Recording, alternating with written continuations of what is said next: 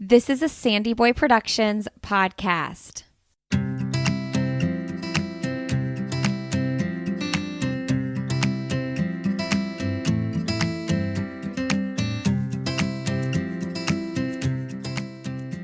Welcome to the Urban Pharmacy Podcast, where we help women remove the overwhelm of living their most holistic life. This is the place to find evidence-based nutrition tactics, healthy lifestyle and wellness tips, abundance mindset, and easily implementable low-tox living strategies so you can rise up to your full potential and protect your family's health. I'm your host, Stacey Heiny, certified holistic nutritionist and better living advocate. Now, let's get empowered with some simple swaps that make a big impact for optimal wellness.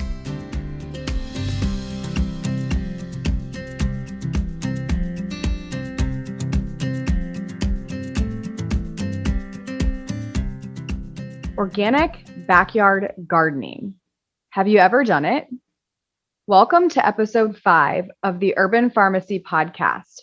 I'm here with a holistic hack for you today, and we're talking about growing your own food. Typically, these holistic hack episodes are short solo episodes done by just me, but I figured we can take today to have a special guest who is basically an extension of me, and that's my adorable and hardworking husband, Kyle. Hi, honey. Thanks for being here. You're welcome. Anything for you. Oh, you're so sweet. Okay, so I wanted to give our listeners the quick and dirty on backyard gardening today. And I figured that there's no better person to ask to help me with this than you, the one who I started gardening with in 2005. So before we get into some simple steps on helping people get started with a backyard garden, can you explain what you do on a daily basis that would make you a qualified person to ask about becoming an organic gardener, and how did you get to the point that you are at right now? What do you do on a daily basis? Well, my day job, I'm a sales engineer for a software security company. So I sit at a desk and talk to customers all day and tell them about the benefits of our software. And then when I leave the four walls of my home office, I get to do things with my hands, and I get to build things and overcome obstacles and resolve problems and work with the earth. Yes, it's awesome. And you're so good at it. And that was something that I saw in you when I met you. Like, you are amazing. Not only did your dad teach you a whole bunch of stuff growing up that are super beneficial to you today, but like, you and your brain are just wired to be able to fix things. And it's a pretty epic gift that you have. And not only can you fix things, but you can grow things. And, you know, you and I started just like by putting a backyard box in your old house, like in 2005, and started growing like way too many zucchini, just like every first time gardener does. I still do. And they still, and we still do. Yeah. But you go out after your corporate job and you grow organic vegetables. And we are here now in 2021, and we've been honing this skill, you more so than I, because after Cone was born, I kind of stepped back from the farming role, and you are really, really good at growing. So I want you, Kyle, to go back to when we started. I mean, we still have these backyard boxes, and we don't live on our farm yet, but you know, you still know how to grow. And I want to ask you just some simple tips to give to people to start their own backyard garden. So when it comes to building a structure, what do you think is the most important thing to do, or maybe a few things to do, especially if people aren't going to be like tilling the ground up, you know, like usually people are doing raised beds? Yeah, so the first thing I would say is keep it simple. Don't overdo it. don't spend a bunch of money on all these different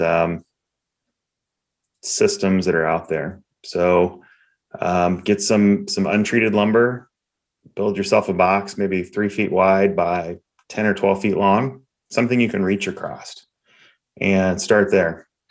Backfill it with some soil, add some good compost, and then just start growing. The cool thing with square foot gardening or raised bed gardening is you can really pack a lot of food or a lot of planting in that small area. So, the seed packages will always tell you the spacing for different plants, but if you're doing something like a raised bed, you can always increase the density and have great yields. Yeah.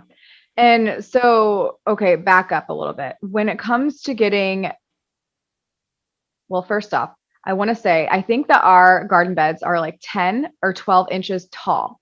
So that's something to know. But yeah, the 3 feet by 10 to 12 feet wide is a really good, dimension if you want a good size box. We have 3 of those in our backyard. And Kyle also mentioned putting soil in. Now, compost and topsoil? What should people get? Big bags of just compost? Do you have any suggestions on that? I mean, I think compost is amazing, but I don't know if you have any other tips on that. Well, it depends on how large your space you have. I would say a mix of topsoil and a good compost. Not something you're gonna buy in a bag. Get a truckload or a pickup truckload. But that also depends on your context. I mean, where we live, we have really heavy clay soils. And if you're wanting to do this now versus planning, you're going to have to bring in amendment or bring in soil to get this to work out. If you don't do raised bed, you can always grow directly into the soil. The topsoil that's there, you may want to amend it with some extra compost. But you have to keep in mind what your soil types are and what your area is like. Sandy soil is different than clay soil. Yeah. And you guys, when it comes to putting the soil down, highly recommend putting some landscape fabric down, right? Or maybe even using your new torching mechanism or method, Kyle, burning maybe the grass where you're putting your garden bed first so that the weeds are less likely to come up through it. Although weeds will always be in the way, putting some landscape fabric down might help first. And if you have rodents, you can always put down this wire mesh at the bottom of the box before you put the wood down on top of it to grow. And then you also mentioned, Kyle, square foot gardening. And that is a super popular thing, I think, for people who are starting backyard gardens. So that typically, I mean, that truly is everything goes foot by foot, right? And you grow on our farm for the farmers markets. Now, I know that it looks different when you're growing in the ground versus when you're growing in a box, but do you grow tightly? When it comes to lettuces and greens, are you growing really close together or are they spread apart a lot? Yeah, so I plant things fairly tight, and that's because a lot of what we do is in high tunnels. So I have a really expensive structure or expensive garden space, basically, right, that I need to get the most out of it. So in my context, I'm going to try to pack in as much that I can in that structure and rotate it as often as possible so that it's full 12 months of the year if possible. Mm-hmm. If we move outside, we have more space, so I can be a little more flexible. But the products that we grow tend to grow tightly anyway. Lettuces, kale, radishes, turnips, tomatoes, or not tomatoes, cucumbers, those types of things. Or not cucumbers, carrots. Things that take more space like cabbages and broccoli. We just don't do a lot of that. Yeah. And I will just say, you guys, you can totally look up square foot gardening. Like, it is a really good place to start. That's what we did in the garden boxes. And you will just find year over year, season after season, it's kind of a learning experience, and you have to see what works.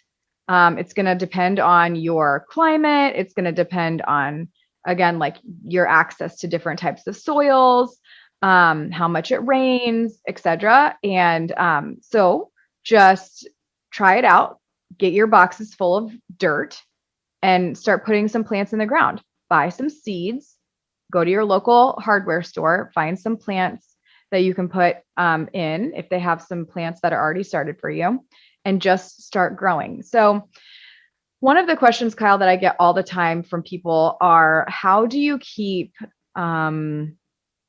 pests like bugs at bay in an organic growing situation? Well, the good news is there's a lot of organic products that can be used out there. But before you even go to using a product, there's other things that can be done for prevention. So like coverings, insect netting, for example, is a great start, especially in a raised bed garden, because you have a small area to cover. In my context, I'm trying to cover a quarter of an acre with landscape, or not landscape, but insect netting. And that's really, really expensive. But, when you've got a 3x10 space, you can cover that and keep the pest away. So aphids, white fly, the dreaded white fly that Oh my God, you guys, the white fly, this yeah, white fly is horrible. Their offspring turn into the tomato hornworm, for example. So, using covers are great. There's other things like neem oils, diatomaceous earth for some types of bugs that have an exoskeleton. So there's all sorts of organic practices you can take after, or go after, and treat. So many of those are not preventions. Those types of applications are not preventions; they're treatments. But the insect netting is a great prevention. And yeah, that white, there's like a white moth too that becomes like the cabbage. It's like the cabbage moth, and it will lay its eggs like all over your kale in like a day, and it's just horrible. And then all of a sudden, all the baby caterpillars eat all of your kale, and it's horrible. So the insect netting might also help to keep, like little bunnies away if you are finding mice or bunnies like eating your little seedlings. That's another kind of like, that's a pest control. Also, what do you suggest for weeds as like an herbicide if people are not doing their weeding properly, like I do with our backyard garden, because I've been failing the last few years ever since Cohen was born, because it's hard to keep your boxes weeded. You have to actually do it every day or it'll get out of control. So I know for our lawn, since we don't get our lawn sprayed, you use some things that are more natural and organic. Like vinegar? I mean, I could be wrong. What do you use? Yeah, you're wrong. Okay. So vinegar will kill everything. So a high strength vinegar is kind of like a broad applicant. What do you want to call it? Like kind of like a Roundup, right? So it'll just toast everything. Now, a lot of that stuff will grow back, unlike with Roundup. But I guess the key to weed management is start with something manageable. Don't go out and till up a quarter acre of your yard and try to grow something on it the first year and expect to not have weeds. So starting small, being able to hand pull weeds is probably the best way. There's also methods where you can prep your beds, cover them, let the heats or water the beds, and then cover them, and then let the heat germinate any of the dormant weed seeds that are there, and then pull the covering off if you want, and then you can flame weed those seeds with a little propane torch, or just go through and rake them out. It's another good way to basically force the weeds to germinate before you're ready to plant, and then hopefully take them out. Yeah, that flame weeding thing, you guys, it's pretty cool. If you're going to try to flame weed in between your plants, that would probably be a bad idea. But um, what is the tool that you use that's like a long stick that, it's like a weeding stick? What's that called? So there's a couple of those things. There's a wire hoe or a stirrup hoe. The stirrup hoe, that's what it is. Yeah. Yeah, collinear hoe. So Okay. the stirrup hoe is something you can get at the big box stores. It's hard to describe it. It's basically is a broomstick with a U-shaped blade at the bottom of it that you can work it back and forth. And they come in all different widths. So you can use that to get around your crops. And it works really well. It really works super well. And in a raised bed, I'm sure it would be super easy to put the blade through and to just like knock the weeds off if you don't want to get down in the ground, which is kind of part of the fun, and really, connecting with the earth with your hands is super good for your gut microbiome. So I highly suggest that you do that. But there's just some tips for that, for weeding. Okay, so Kyle, if you had to choose 5 things that people should start to grow that are super easy. I know this is like a rapid fire question and you were not expecting this, but 5 backyard crops, what would you suggest?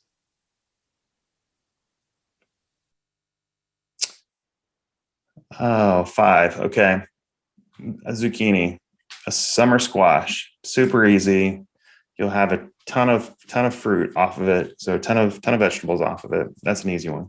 If you don't have the room for that, well, I'll go to another easier one. Tomatoes, right? Find your favorite variety of tomatoes, something that's not sold in the grocery store. Go out to the farmer's market, go to your, local nursery, find a variety that's different. One plant will provide fruit all summer long. So those are two plants that are easy to grow, but take up a lot of space. I would say, let's see, I have 3 more. Wait. Hold on. Before you get to your third one, do you have any tips on how to grow tomatoes so that they are more prolific?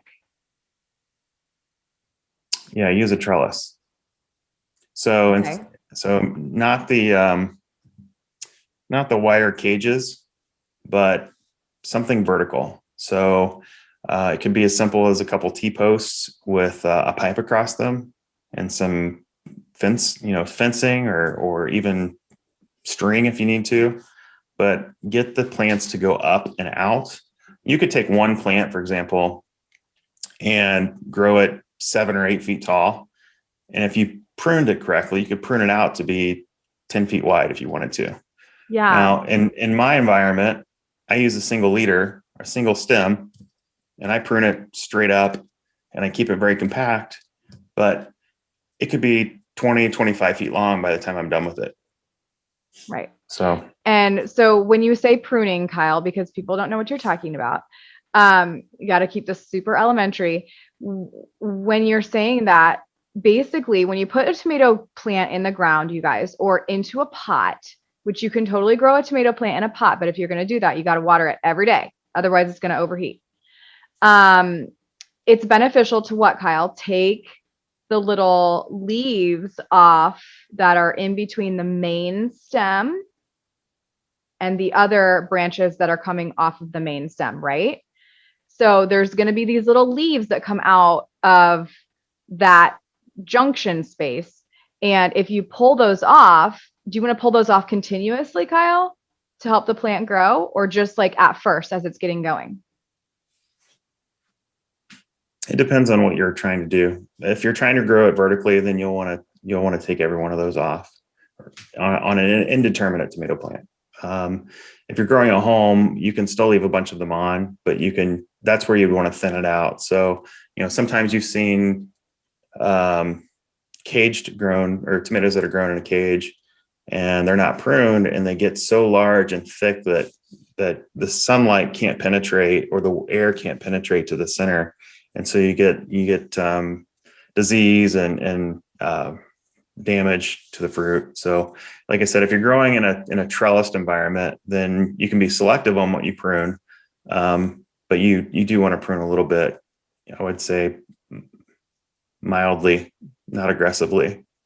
And then on a determinate tomato plant, so the determinate is a variety that will fruit at once or fruit one time, or mostly at once, and then it will not fruit again. So on those, you do not want to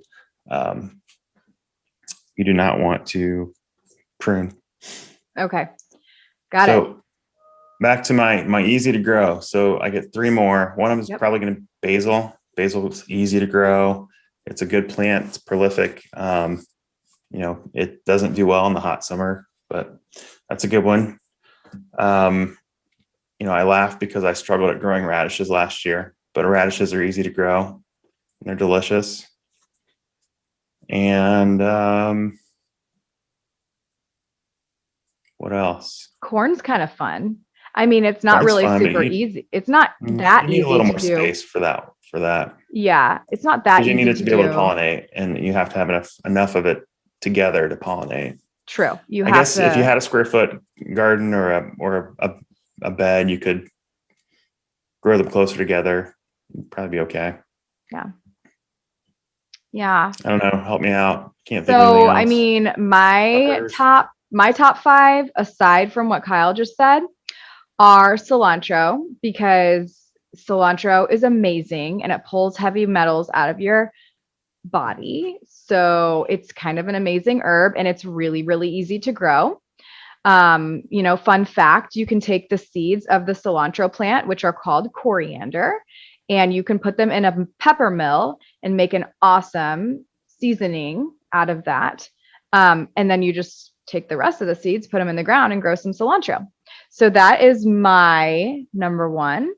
The next would be any type of melon. You're going to need some room for this, but if you have some room for it to vine out, I would highly suggest trying to grow a melon, especially if you have little kids, because it's super fun.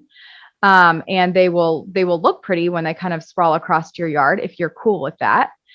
The next would be peppers, and those are similar to growing tomatoes. So you can grow peppers in a pretty small space, especially if they're like little peppers, like jalapenos.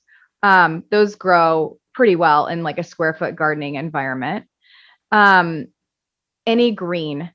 Swiss chard is super fun. Rainbow Swiss chard is super easy and fun to grow, and it will continue to grow for you all season long.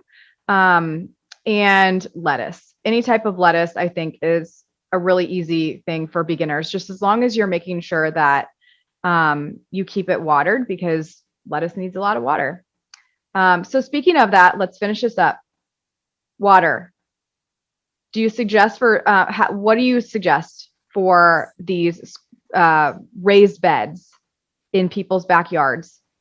How do they water? Keep in mind with a raised bed that they will dry out faster, right? So the heat or the sun, the sun and the heat will radiate's the wrong word, but you'll lose heat around the edges, and because it's not being protected or insulated by the earth, you'll lose heat. The soil will warm up faster, and therefore it'll dry out faster. So you're going to want to water often. I recommend a drip system, and you can build one of those very, very simply. So you can use your spigot on the side of the house and put a pressure regulator on that, run it to a hose, and then most of the big box stores sell some sort of like drip system, or even the soaker hoses work well if you have an old soaker hose. Just something that you can run for a long duration of time, or a couple times a day, depending on what you're doing, and stick it on a timer. So that way you don't have to worry about, missing it. That's also one of the keys to growing vegetables well, is consistent watering. If you don't water, you don't want to keep them wet, but if you go a week without watering, in the middle of the summer, you may have an issue. So consistent watering, and those types of things are simple to build and fairly inexpensive as well. Yeah. And if you guys if your raised bed is like up off of the ground. You'll just need to make sure that it's definitely watered consistently. I highly suggest getting one of those watering cans that has like a big round end to it that sprinkles the water out so that you're not like washing your seeds away. And it's a good way to water. So, all right, you guys, those are our gardening hacks. If you have any more questions, feel free to message me after listening to this podcast, and we will be sure to help you. Thank you, honey. You are the best farmer ever. We love you. I'm over here cheering you on because you just finished another episode of The Urban Pharmacy. For today's show notes, head on over to theurbanpharmacy.com and be sure to join us inside our private Facebook group called The Urban Pharmacy, where we share inspiration, live trainings, and holistic living tips to help you build community and the healthy lifestyle that you've always wanted. If you enjoyed today's episode, make sure you hit that subscribe button and please consider leaving us a 5-star review. Before we connect again on the next show, follow me on Instagram at The Urban Pharmacy. That's urban with an H and pharmacy with an F. And I can't wait to hear your wellness journey as we get to know each other better. You know, there's truly no better time than now to level up your life, and I am so proud of you for showing up today. Until next time, be well, Health Crusader.